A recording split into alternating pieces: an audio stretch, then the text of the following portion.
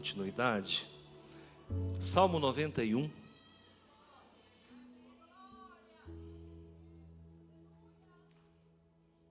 Salmo 91, versículo 14, 15 e 16, tá? Salmo 91.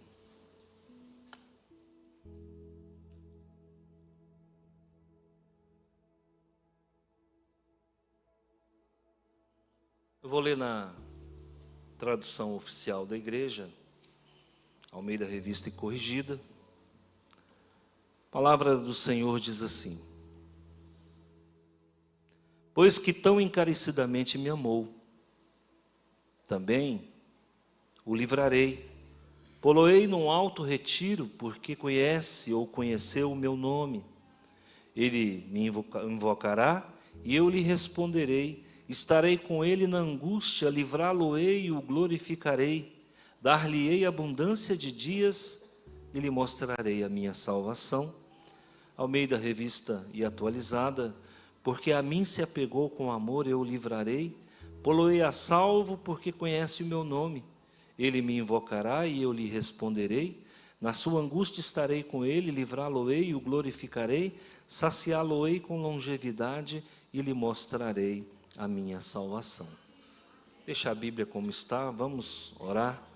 Pai, em nome de Jesus, eu te louvo e te bendigo e te adoro e te agradeço pela noite de hoje, pela semana que começa, e já em Cristo Jesus libero uma palavra de semana de vitórias, de bênçãos. Senhor, todos que aqui estão estejam protegidos, guardados, ancorados na Tua presença, e que a Tua mão se estabeleça como protetora, abençoadora. É no nome do Senhor Jesus que agora eu peço a Tua presença. Fala aos nossos corações, em nome de Jesus. Amém.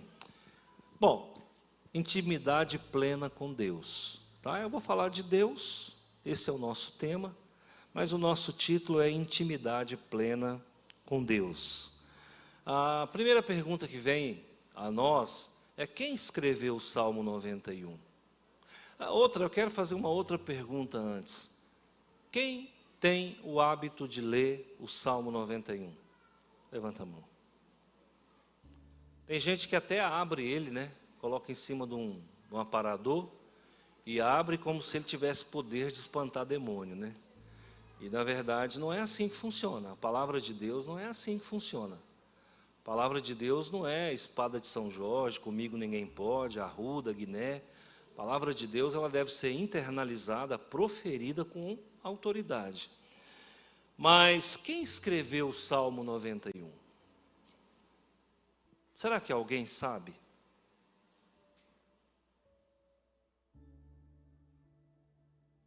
Nossa, gente, que silêncio terrível. Moisés, o chat GPT conta tudo, né, irmão? Já deram uma... Antigamente era gugada, agora é chatada, né? Já deram uma chatada ali, já viu que é Moisés, né? Bom, acredita-se que é. Não há segurança. Porque o Salmo 90, claramente foi Moisés. Então o 91 acredita-se também. Existe uma seção dentro do Saltério que é chamada quarta seção, ou quarto livro do Saltério. E o quarto livro do Saltério, ele vai do Salmo 90 até o 106. Então acredita que Moisés ele está inserido nesse quarto livro aí. Então pressupõe-se que tenha sido Moisés. Agora, vamos falar a verdade? Não poderia ser ninguém menor do que Moisés, porque a grandeza desse salmo é evidente, né? Salta da Bíblia. Pessoal, quantas vezes eu já acordei de madrugada com terror noturno e eu tive que proferir o Salmo 91 para o capeta ir embora. Você está achando que o capeta também não atenta, pastor? Principalmente quando o culto é abençoado. Ele se levanta, o bicho é rabudo. Ele se levanta para atacar o povo de Deus. E o próprio Davi fala do terror noturno. O terror noturno existe. É difícil a noite que eu não levanto, que eu não tenha uma angústia. Eu acordo para ir no banheiro, eu estou com angústia. Isso é terror noturno. Só que tem vezes que é tão forte, que eu tenho que começar a proferir o Salmo 91 andando dentro do quarto. Sabe, o inimigo, ele não... Nós estamos no terreno do inimigo, gente. Esse mundo jaz no maligno. Nós estamos vivendo no terreno do inimigo. Aqui você vai ser tentado, aqui você vai ser oprimido. Ele não poupou nenhum filho de Deus, vai poupar nós por quê? Então ele é astuto, ele é ardiloso, ele é velhaco, ele é maligno, ele é encardido, e ele vai atacar. Agora, o Salmo 91 é uma ferramenta poderosa. Eu digo que o bom intercessor não se aparta do Salmo 91. O Salmo 70 é outro salmo esplendoroso. O Salmo 121, eleva os meus olhos para os montes. Outro salmo abençoado, o Salmo 23. O Salmo 118, que é um salmo de gratidão. Então, nós precisamos estar em contato com esse salmo. Agora, o Salmo 91, ele tem 3 seções. Quando chega do versículo 14 até o versículo 16, é Deus falando. Você pode observar que está na primeira pessoa e Deus está falando aqui. E quando Deus fala, irmão, o que a gente tem que fazer? Prestar muita atenção, tem que ouvir. E Ele está falando com você nessa noite. Nem é o pastor Antônio que está falando, é Deus que está falando. E Ele está dizendo assim, Ele começa exaltando algo muito importante na vida do cristão. Porque a mim se apegou com amor. E Ele está dizendo, imperativamente, Ele está dizendo, apeguem-se a mim com amor. Conheçam o meu nome. Olha o que diz aqui, ó. Porque a mim se apegou com amor, o próprio Jeová está falando, o livrarei, pô-lo-ei a salvo. O que eu acho bom da escrita bíblica é a erudição com a qual a Bíblia foi escrita. Olha aqui, pô-lo-ei a salvo. Olha que linguagem clássica, que linguagem bonita. O crente, ele aprende a falar bonito, irmão. Não é na escola, não, é com a Bíblia. A Bíblia fala bonito. Já imaginou eu chegar para o pastor Rafael, pô-lo-ei sentado? Sente-se. Olha só, irmão. Nossa, mas esse pastor é elegante. Não, eu aprendi com a Bíblia. É a Bíblia que ensina a falar bonito, irmãos. Olha aqui, ó. A mim se apegou com amor, eu o livrarei, pô-lo-ei a salvo, porque conhece o meu nome. Eu sempre falo para vocês que toda pregação, e essa pregação é textual, toda pregação a gente tem que fazer uma pergunta, né? É clássico, faz parte da homilética. E eu estava pensando, posso abrir um parêntese aqui? Eu estou querendo dar um curso de homilética para a igreja inteira. Mas se eu der o curso para você, você vem? Ixi, só 2 ou 3 que falou. E você vai ter coragem de pregar? E se eu escalar você para pregar, você prega? Então, estou pensando em dar um curso de homilética aqui, abrir para todo mundo. Colocar aqui um curso de oratória no meio, um curso de homilética, ensinar as pessoas a pregarem. Então, você que vai fazer o curso, já se lembre, dentro da homilética existe um tipo de sermão. E esse sermão é chamado textual. É um sermão onde eu não saio do texto. Eu não tenho que usar outras referências bíblicas. Eu vou usar, a única referência é o texto que eu li. Eu não tenho que acoplar outros versículos nessa pregação. Posso até fazer.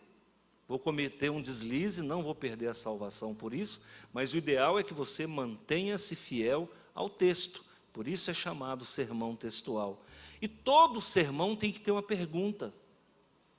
E a pergunta que eu quero fazer para você é: você conhece o nome de Deus? Deus não é nome, Deus é título. É mais ou menos assim: oh meu Deus, o que você está falando? É um título, ó Senhor, é título, não é nome. Mas você conhece o nome de Deus? Não, o nome de Deus é Yahvé. Mas não é isso que ele está falando. Ele não está falando, Moisés não está falando de ortografia. Moisés não está falando de fonema. Moisés está falando de intimidade. É por isso que eu coloquei intimidade plena com Deus. Você conhece, porque se você conhece o nome, você conhece a pessoa. Você conhece Deus? Tem muita gente falando em nome de Deus, mas você vê que a pessoa conhece Deus de ouvir falar. É mais ou menos o Salmo 23. Você conhece o Salmo do Senhor? Sim, o Salmo 23 eu conheço. E o Senhor do Salmo? Você conhece? Porque às vezes a gente sabe o Salmo 23 de cor, mas não conhece o Senhor do Salmo. Você conhece Deus na essência? E é isso que ele está falando. Ele vai te livrar, não é porque você sabe que o nome dele é Jeová. Ele vai te livrar, não é porque você o tem como uma pessoa importante. Não, ele vai te livrar porque há intimidade entre você e ele. É um irmão que me contou uma história, então eu vou contar essa pequena história aqui, uma ilustração, mas é um fato real. Esse irmão me falou que conheceu alguém, não sei se é em Goiânia, em que lugar que foi, que matava muito. Matava muito. Ele era matador, ele era um serial killer, ele pegava para matar também. E um dia ele resolveu matar uma pessoa. E ele planejou na cabeça dele, porque normalmente essas pessoas elas são calculistas, né? Ele calculou, projetou, fez um pequeno projeto de como seria. E quando ele partiu para a execução, uma voz falou para ele: nesse você não toque. Ele falou assim: mas não tem nem perigo disso acontecer. Porque o matador, quando ele determina que vai matar, se ele não matar, ele fica angustiado. Ele falou: não tem nem perigo de eu não matá-lo, porque já está determinado que eu vou matá-lo. Então ele ouviu essa voz, ele ignorou e partiu para cima, partiu para a execução. Lá na frente, essa voz veio com mais intensidade e disse para ele: eu já te falei que nesse você não pode tocar. E ele persistiu. Quando ele chegou mais próximo de realizar, de executar o crime, aí essa voz escancarou para ele, a ponto dele ficar perturbado. E aí então ele falou: bom, essa voz já falou comigo 3 vezes, eu até agora não falei nada. Aí ele disse que falou assim: quem é você? Ele disse: eu vou te dizer quem é a pessoa que você quer matar. Ele é um escolhido meu, não toque nele. Por quê, irmãos? Por que que uns Deus entra na frente? E por que que outros Deus deixa acontecer? Quantas pessoas são prometidas de morte e Deus deixa matar? E por que que alguns o Senhor entra na frente e fala: esse você não vai matar? Simples, porque aquele a quem Deus está protegendo é alguém que conhece o nome dele. Em outras palavras, é alguém íntimo de Deus. Vale a pena ser da cozinha de Jeová? Se você é da minha cozinha, você tem liberdade para abrir a geladeira da minha casa. Deixa eu te fazer uma pergunta. Você chega na casa de alguém, você abre a geladeira, sim ou não? Você entra no quarto? Não. Mas e se a pessoa for íntimo seu? Não estou falando de irmão, de pai, de filho, não é isso não. Tem amigo que é mais chegado do que irmão. Tem pessoas que são meus amigos. E aí você chega na casa da pessoa, você tem a liberdade de ir até a geladeira. Pastor Antônio, não repara não, deixa eu pegar uma água gelada aqui.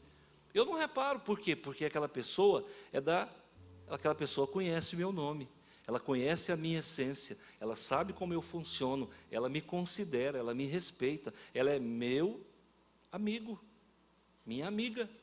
Então, Deus está falando para nós aqui nessa noite, que Ele quer estabelecer uma relação com você de amizade, uma relação profunda. Mas como é que eu vou estruturar isso? Eu sou muito prático, irmãos. Eu não fico eu não fico no título, eu vou para as entrelinhas. Como é que eu faço para ser íntimo de Deus? Invista tempo com Ele. Vamos falar a verdade, irmãos? Nós estamos muito bom mesmo de celular, é ou não é? É ou não é? Quantas vezes, estou me incluindo, hein? Não estou me eximindo, não. Quantas vezes eu me pego 2 horas no celular, irmão? E eu fico com vergonha, aquilo me acusa. Eu falo, meu Deus, eu passei 2 horas aqui fazendo nada. Que aí você começa com aqueles videozinhos curtos, você vai rodando. Quando você pensa que não, já deu 2 horas que você está ali. Falou, oh, meu Deus, me livra desse demônio. Está entendendo? O mundo, ele cria estratégias para você não ter tempo para Deus. E se você não tomar cuidado, daqui a pouco você é produto do meio. O celular, irmão, veio para invadir a privacidade das pessoas. Você chega num lugar, tem 5 pessoas, eles não conversam. Se tiver que conversar, conversa pelo WhatsApp, um do lado do outro. Oi. Fala. Não é assim? O que é que você quer? Agora é assim, irmão. Antigamente era você. Depois virou você. Agora é VC. Tudo evolui para pior. Eu sou do tempo daquele telefone que você pegava, aí tinha assim um disco cheio de buraco que você rodava assim, ó. Crack, crack, crack. Não, aliás, eu sou de um tempo que não tinha telefone em casa, você ia lá na Tele Goiás para fazer um interurbano. Não existia o DDD, descagem direta, né? Você tinha que ir lá pedir a ligação. Você ia lá, pedia a ligação, aí aguardava, a telefonista liberava uma cabine para você entrava na cabine e conversava, quando você saía, você pagava. É verdade. É assim que funcionava. Hoje não, irmão, você pega o celular, você conversa com a pessoa olhando para ela. E o dia que a sua mulher ligar de vídeo, você pode saber que ela quer saber onde você está. Então, hoje está muito fácil, eu converso em tempo real com alguém que está no Japão. Eu sou de um tempo que a gente mandava carta. Eu mandei mais de 200 cartas para Roseni, irmãos. A minha felicidade era aguardar o carteiro passar, estou falando a verdade, para ver se vinha carta de Goiânia. O carteiro chegava e falava, mais 2. Nós escrevíamos de 2 de uma vez. Mais 2. Ela tem as cartas guardadas até hoje. E eu comprava aqueles livros que ensinavam a fazer carta. Meu querido amor. É com o coração inebriado que venho através dessas palavras dirigir-lhe o meu afeto, o meu carinho. Era assim, irmão. Vocês não sabem o que é namorar, não. Vocês são dessa geraçãozinha aí, ó. Hoje o rapaz manda a mensagem no WhatsApp para a moça e fala assim, fala. Que fala, rapaz? Eu sou de um tempo que a gente dava bom dia, alô, bom dia. Hoje não, irmãos, acabou a reverência, acabou o respeito, acabou o cuidado, acabou o romance. Então, queridos, nós temos que ter intimidade com Deus. E para ter intimidade com Deus, não é frequentando shopping. Intimidade com Deus, irmãos, não é nós ficarmos no celular direto. Graças a Deus, nós sepultamos a televisão. O que eu vou falar aqui não é soberba, não é. Nós temos 6 aparelhos de televisão lá em casa. Se vocês acharem quem quer comprar, me fala. Eu estou com 6. Não liga. Só os meninos que ficam assistindo lá, Pepa, não sei quem, não sei quem. Está vendo? Então, a pergunta é, você conhece o nome de Deus? Hoje, nós transferimos essas relações superficiais, relações rasas, na nossa relação com Deus. A nossa oração a Deus virou só peditório. A gente só pede. Nós nos tornamos mendigos de Jeová. Senhor, me dá, medalha.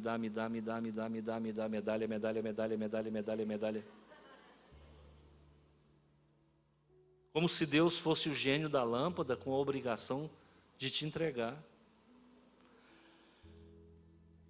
Olha o versículo 14, irmão. Já que você conhece o nome de Deus, você participa da essência de Deus, você faz parte da cozinha de Deus.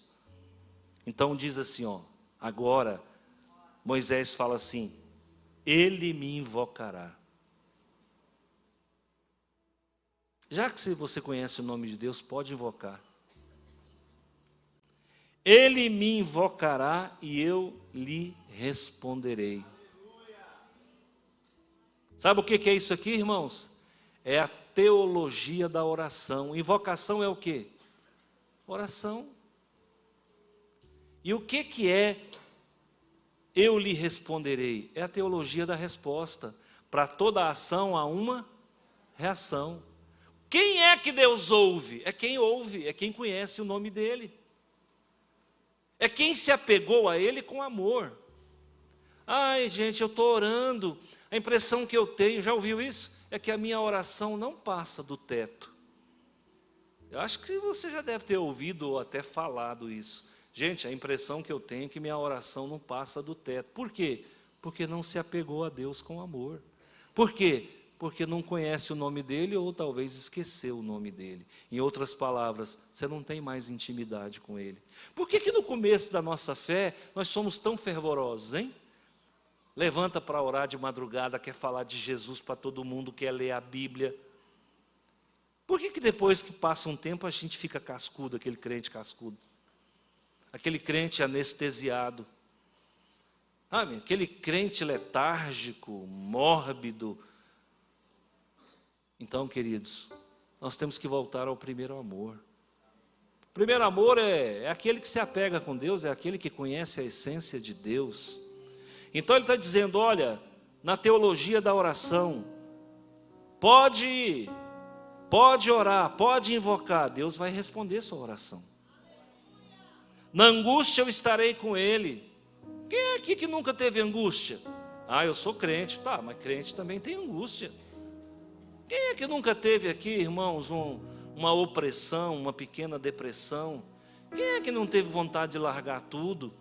Quem é que não teve vontade de acabar com o casamento? Eu nunca tive, irmão, mas tem gente que tem. Quem é que nunca teve vontade de pegar a mala e pegar descendo? Quem que nunca não passou pela cabeça de pegar a rodovia e falar, eu vou tocar nessa rodovia, quando chegar em Macapá eu paro? Quem de nós, irmão? Isso passa pela cabeça de todo mundo. Quem que nunca pensou em fechar a Bíblia? Tem momentos que a gente está angustiado, sabe, está enfadado, com problemas insolúveis. É um casamento que não melhora, é um cônjuge que não reage, é uma dívida que não acaba. Hoje pela manhã eu orei com a irmã. Você vê, por isso que eu falo, revelação não é um negócio que você fala, não, hoje eu vou chegar no culto e vou revelar, igual a Kodak, não funciona assim. Você depende da liberalidade de Deus.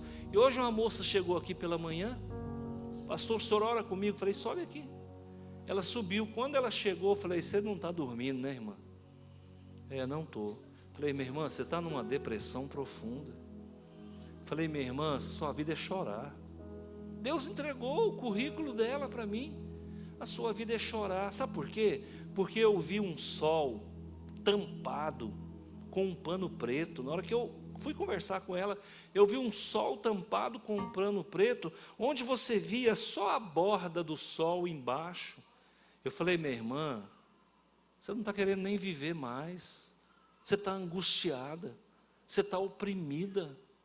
Aí vem aquela pergunta que não quer calar. Eu nem quis perguntar se ela está orando.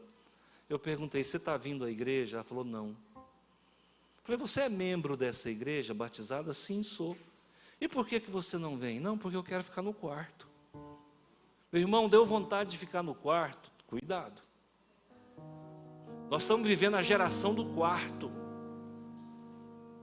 Os filhos hoje, eles não querem sair do quarto. O quarto virou o útero da vida deles. Lá é quentinho, lá tem televisão, lá tem celular, né? Fecha a porta, ninguém vai saber o que eu estou olhando. Lá eu posso dormir, babar e outras coisas mais, ninguém vai ver, eu tranco a porta. O jovem de hoje, ele quer dormir até meio-dia, irmão. Ai, pastor, vejo que és profeta. Não, eu sou profeta. O jovem quer dormir até meio-dia. Quando dá meio-dia, a mãe vai lá, meu filho, acorda. E o que é pior, o jovem de hoje não quer casar. Casar para quê? Se eu tenho comidinha na hora, roupa lavada, roupa passada, para que eu vou perder tempo com a mulher? Eu não sei como é que ele resolve as necessidades dele, mas que está desse jeito, está. Eu com 18 anos, eu queria casar a todo custo, irmão. Pensa no homem numa vontade de casar. Porque antigamente os jovens eram diferentes de hoje. A gente pensava em constituir família. Eu falava, eu quero ter uma casa, quero ter filhos e um cachorro. Cachorro a mulher não deixa. Os filhos ela só deu 2. E a casa de vez em quando ela põe eu para ajudar ela a limpar, a fazer as coisas. Então você vê que nem sempre sai como a gente quer, né? Mas olha aqui, continuando. Na angústia eu estarei com ele, livrá-lo-ei e o glorificarei. O que Deus está falando? Escuta, ele vai te livrar. É o Deus do socorro. Socorro bem presente. E o que ele diz na sequência? Eu vou te glorificar. Ele vai compartilhar um pouco da glória dele com você. É a glória compartilhada. Quantos de nós temos momentos de glória na nossa vida? Fala a verdade, você quer ver um momento de glória na minha vida? É quando encerra o ano. Irmão, quando encerra o ano, estou com as baterias descarregadas. Eu estou querendo que o mundo acabe em açúcar. Na açúcar não pode, porque eu sou diabético. Eu estou querendo que o mundo acabe em adoçante.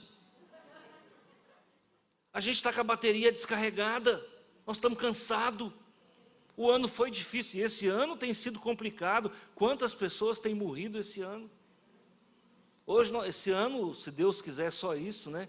Mas esse ano nós já contabilizamos 2 óbitos dentro da família. O ano passado eu contabilizei 1, esse ano nós contabilizamos 2. Está sendo um ano difícil, mas eu não reclamo. Mas a verdade é que há momentos que Deus nos glorifica. Como é bom ver os netos, isso é a glória de Deus na nossa vida. Como é bom ver os filhos, isso é a glória de Deus na nossa vida. Como é bom a gente chegar numa certa idade e falar, olha gente, se eu morrer hoje, eu pelo menos, eu deixo alguma coisinha para os filhos. Porque a grande alegria do pai é ajudar os filhos. E cada um ajuda como pode. Não é isso? Então, Deus está dizendo, olha, você que está apegado a mim, você que conhece o meu nome, pode ficar tranquilo, pode orar, que eu vou responder a sua oração. Eu estou aqui usando um português bem claro para você. Olha, quando você estiver angustiado, eu vou estar com você. E mais, eu vou te livrar dos perigos. E eu vou compartilhar um pouquinho da minha glória com você. Aí vem para o versículo 16, aí vem a linguagem clássica: saciá-lo-ei com longevidade. Quem não quer viver muito, irmãos?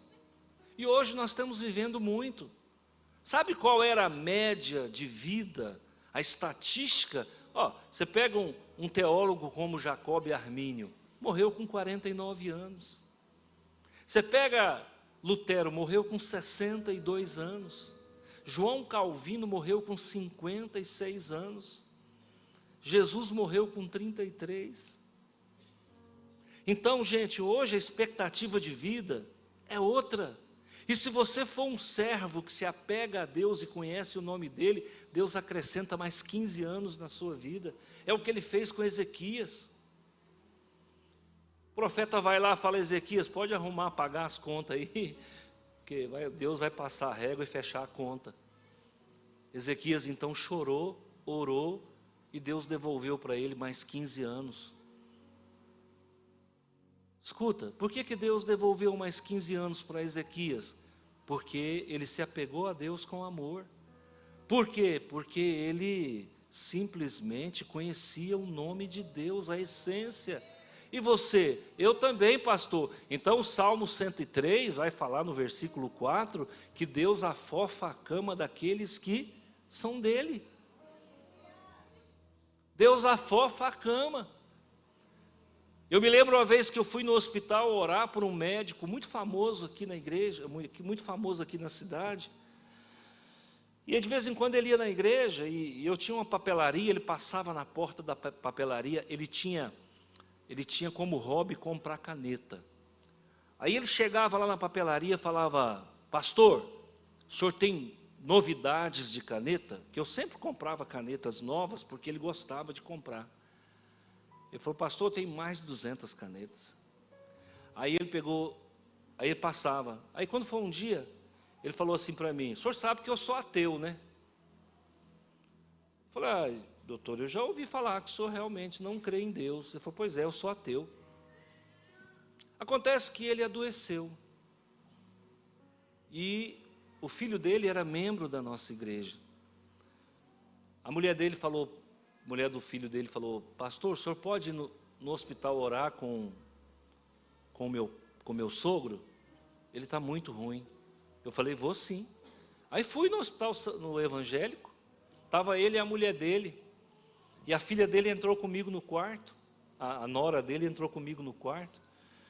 Eu falei: doutor, eu vim orar com o senhor, posso orar? Ele falou: pode. Eu falei: doutor, o senhor crê em Jesus? Ele falou: creio, eu creio em Jesus. Ele já tinha mudado. Aí eu falei assim: esse momento está sendo um momento difícil, né, doutor? Ele falou assim: se esse quadro, olha como o médico é técnico, é como ele encara a morte. Ele falou assim para mim: se esse quadro não evoluir para óbito, eu estarei com vocês. Eu entendi que ele ia frequentar a igreja. Se esse quadro não evoluir para óbito, olha como o médico conversa. Eu, se estivesse no lugar dele, eu nem falava em morte, que eu já estava morrendo, era de medo de morrer. Se esse quadro não evoluir para óbito, eu vou estar com vocês. Aí eu orei com ele. E ele já estava no hospital há uns 3 dias. Quando eu orei com ele, o Senhor claramente falou no meu coração. Eu tive tanta certeza que eu nunca esqueci. Deus falou para mim assim: eu vou liberar ele. Eu vou liberar ele porque ele já ajudou tanta gente, ele já fez tanta caridade, eu vou poupar ele do sofrimento. Aí eu saí dali pensando: Deus vai tirar ele do hospital ou Deus vai levar ele? Irmãos, eu orei com ele numa quinta-feira. Sábado eu estava fazendo o culto fúnebre dele. Deus não permitiu ele sofrer. Sabe por quê, irmãos? Porque ex-ateu, mesmo sendo ateu, vivia fazendo caridade. E aí eu fiquei com essa palavra, cheguei para o filho dele no velório, falei: irmão, vem cá. Ele estava naquela pax lá em cima, eu falei: faz favor. Rapaz, eu fui orar pelo seu pai, e eu ouvi Deus falar para mim que ia minimizar o sofrimento dele, não deixar ele sofrer, porque ele já fez muita caridade. O seu pai era caridoso? Falou, pastor, o senhor não tem noção. Eu, quando criança, eu cansei de ver o meu pai devolver dentro do gabinete médico o dinheiro da consulta que a pessoa tinha pago. Às vezes, quando ele passava um remédio, que ele via que a pessoa não tinha condições de comprar o remédio, ele tirava o dinheiro do bolso e dava o dinheiro para a pessoa comprar o remédio. Às vezes, o que ele dava para a pessoa comprar o remédio era mais caro do que o valor da consulta. Se tem uma coisa que meu pai gostava, era de ajudar os necessitados. Eu falei, esse Deus não falha, esse Deus, ele é verdadeiro. Então, quando a gente cuida do necessitado, diz o Salmo 103, lá nos primeiros versículos, quando a gente cuida do necessitado, Deus afofa a nossa cama na hora de morrer. Você teria uma morte sofrível, você teria uma morte que ia te fazer sofrer muito, o Senhor abrevia, e o Senhor ouve e te leva. Eu me lembro de um homem que vendia pipoca no Colégio Estadual Martins Borges, o irmão Severino. E aí o irmão Severino, eu sempre ia lá comprar a pipoca dele, era da minha igreja, e ele já estava com uma certa idade, ele ficou muito doente. E nessa doença ele morreu. Nós ficamos muito tristes, os alunos todos, porque ele era uma pessoa muito boa. E aí, conversando com a esposa dele, depois do velório, bem dias depois, eu falei, irmã Tita, mas como foi? Deus levou o irmão Severino? Ela falou, pastor, sabe o que aconteceu? Ele já estava há alguns dias no hospital, e ele estava sofrendo muito, muito, muito, muito. E eu cheguei lá para visitá-lo, ele falou para ela, vem cá, deixa eu falar um negócio para você. Hoje eu conversei com Deus, eu falei para ele que eu não quero sofrer mais, para ele pôr um ponto final nesse meu sofrimento. Sabe o que aconteceu, irmãos? Em menos de 24 horas ele morreu. Por que Deus ouviu essa oração? Porque o irmão Severino conhecia o nome de Deus. É muito importante você conhecer o nome de Deus. É muito importante você se apegar a Ele. Sabe por quê? Porque você gera bônus na presença de Deus. E quando você estiver sofrendo, passando por uma dificuldade, seja ela qual for, você tem créditos na presença de Deus. Pode pedir que Ele vai sacar da sua poupança para atender a sua necessidade. Irmãos, eu creio nesse Deus. Eu estou falando aqui de um Deus que eu creio, porque eu sei que Ele é assim. Ele é maravilhoso demais, Ele é bondoso demais. Irmãos, esses dias eu tenho vivido assim, eu falo, às vezes eu paro em casa, estou sozinho, e eu falo, Deus, eu te amo tanto, tanto, tanto, tanto, eu não tenho palavras para falar. Sabe, às vezes eu fico pensando em Deus assim, falando, meu Deus, como é que Deus me escolheu?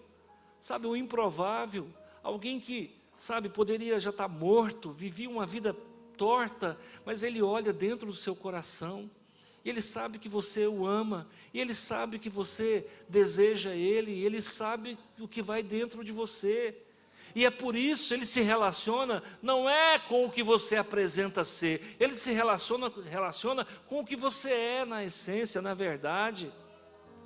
Então, gente, o nosso Deus é maravilhoso. Aprenda a caminhar com Ele, ande com Ele. A Bíblia fala lá em Gênesis capítulo 5 que Enoque andava com Deus. Você acha que andar com um ser humano é fácil? Você abraça uma pessoa qualquer e tenta andar com ela no compasso. Se a perna da pessoa for maior, ela dá um passo, você tem que dar 3. É difícil andar com alguém, tenta abraçar alguém e faz o teste. Vamos andar aqui, é difícil. Agora andar com Deus é mais difícil ainda, e a Bíblia fala que Enoque andava com Deus. E você anda com Deus? Pastor, coloquei no meu carro. Deus, não é isso não, cidadão. Ô jogador, acorda. Não é isso não. Andar com Deus é conhecer o nome dEle, é não dormir sem falar com Ele, é não acordar sem falar com Ele, é não se alimentar sem falar com Ele, é no meio da manhã, no meio da tarde, você parar tudo e falar: Pai, eu te amo. Pai, eu te amo. Isso vai ser um diferencial de águas na tua vida. A gente não consegue às vezes falar nem que ama o filho. Às vezes eu chego para os meus netinhos e eu abraço e eu falo: eu amo demais vocês. E aí eu chego para um deles lá, não vou falar o nome, eu chego pertinho dele e falo assim: você é meu príncipe. Ele me olha assim, não está entendendo nada, mas eu estou entendendo, ele é meu príncipe. Se você consegue amar o seu filho, você consegue amar o seu neto. Se você consegue amar seu filho e seu neto, você consegue amar sua esposa. Se você ama sua esposa, seu filho e seu neto, meu irmão, é claro que você ama a Deus. Agora abre a tua boca e fala que ama a Deus, porque a mim se apegou com amor. Então, queridos, eu quero deixar a essência do Salmo 91 é o amor. A essência do Salmo 91 é intimidade. Seja um altar, estabeleça um altar de intimidade com Deus. Antigamente o altar era de pedra, agora o altar é de carne. O altar, Abraão, todo lugar que ele ia, ele estabelecia um altar. Todo lugar que Isaac ia, ele estabelecia altares. Jacó também estabelecia altares. Agora deixa eu falar para você, o teu altar hoje é de carne, está dentro de você, é o teu coração. Você não precisa mais erigir um altar de pedra, mas você tem que se transformar num altar de carne. O que Ezequiel fala no capítulo, acho que 36, não me falhe a memória: tirarei de dentro de você o coração de pedra e vou colocar dentro de você um coração de carne, um altar que possa ser o altar de intimidade. Eu quero morar dentro da tua vida.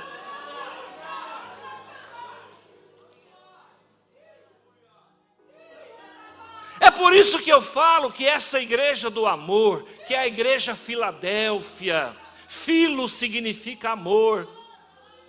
Essa igreja Filadélfia, que eu considero que nós somos a Filadélfia, é a igreja do arrebatamento, essa igreja é a igreja do amor, é a igreja do filo.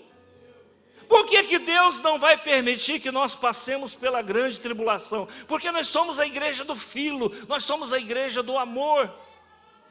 Esse salmo vem a calhar com a nossa realidade. O que vai impedir de passarmos pela grande tribulação é o amor. Irmãos, por que vocês acham que está acontecendo tudo aquilo em Gaza? Porque aquele povo vive curtido no ódio. Uma criança de 5 anos odeia judeu. Uma criança de 5 anos odeia crente, odeia cristão, odeia igreja. Por que você acha que Deus deixou Israel pesar a mão sobre aquele povo? É porque aquele povo vive curtido no ódio, e quando as pessoas vivem no ódio, elas atraem o ódio para elas. O que aconteceu lá em Gaza? Eu não estou dizendo que Israel está certo, não, mas é a lei da semeadura. O que você planta, você colhe. Eles plantam o ódio no coração das crianças. Uma criança de 5 anos, ela já tem que saber falar em árabe: morte aos judeus. Deus ama isso, irmãos. Quando é que Deus ensinou alguém a odiar alguém? Deus ensina a amar.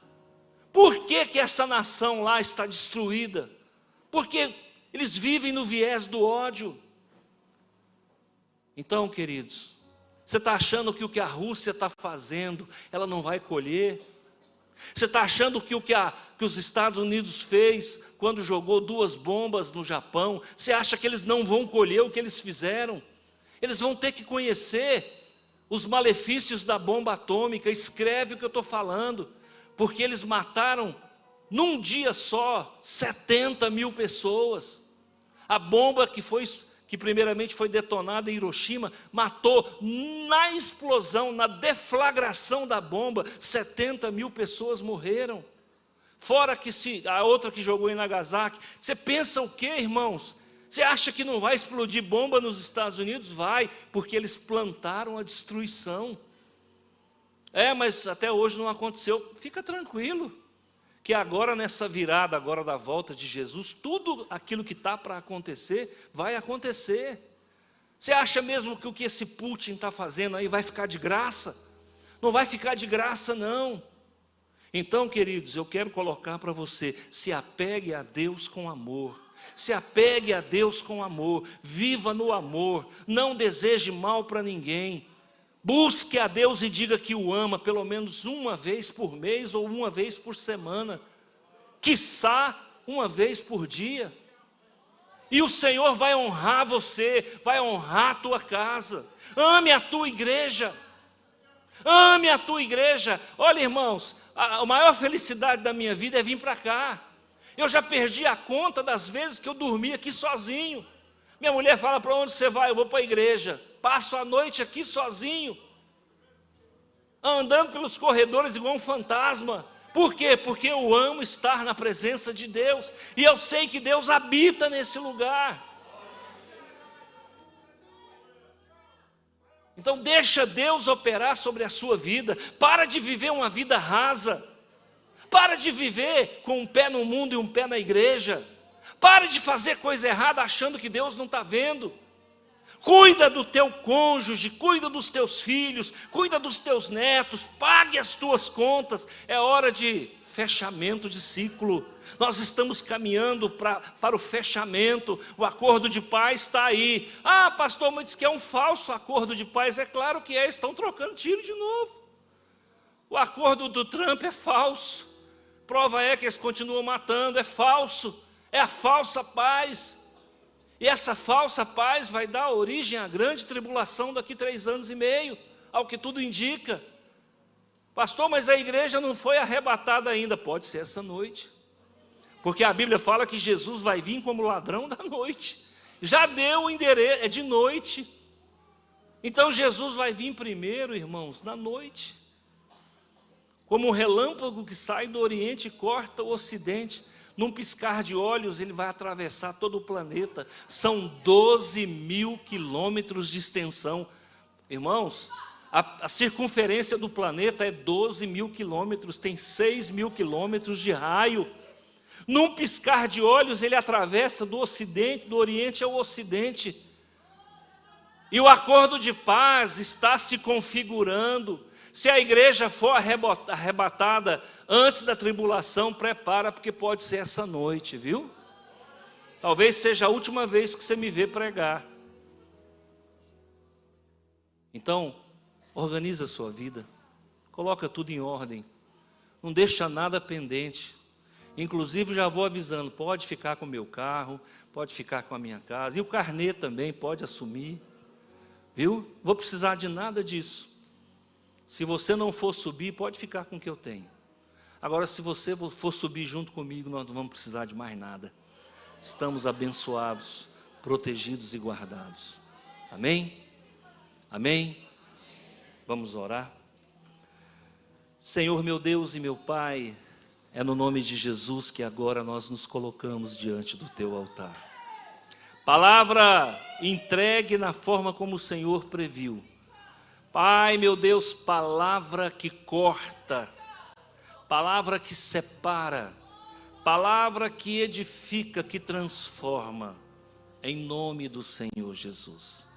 Guarda cada coração, cada vida, ilumina com a Tua mão de poder, em nome de Jesus. Permanece com os olhos